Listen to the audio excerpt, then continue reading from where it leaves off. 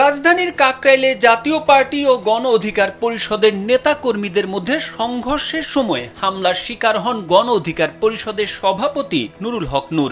এতে তার মাথা, নাক ও চোয়ালের হাড় ভেঙে গেছে। শুক্রবার রাতে সংঘর্ষের এই ঘটনা নিয়ে জরুরি সংবাদ সম্মেলনে জাপার মহাসচিব ব্যারিস্টার শামীম হায়দার পাটোয়ারি হেলমেট পরার কথা স্বীকার করেন। শনিবার সাংবাদিকদের প্রশ্নের জবাবে তিনি এ তথ্য জানান। শামীম হায়দার পাটোয়ারি বলেন, হলুদ হেলমেট আমাদের দুই একজন পরেছিল, আমিও পরেছিলাম। আমি অস্বীকার করব না, যখন বড় বড় ইট মারা হচ্ছিল তখন কিছু হেলমেট পরা হয়েছিল আত্মরক্ষার জন্য। বর্তমানে ঢাকা মেডিকেল কলেজ হাসপাতালের আইসিইউতে চিকিৎসাধীন রয়েছেন নুরুল হক নূর। তার চিকিৎসায় ৬ সদস্যের মেডিকেল বোর্ড গঠন করা হয়েছে। সেই বোর্ডের চিকিৎসক অধ্যাপক ডাক্তার জাহিদ রায়হান বলেন, নুরুল হক নূরের মাথায় অনেক জোরে আঘাত করা হয়েছে, তাই আশঙ্কা মুক্ত বলা যাচ্ছে না।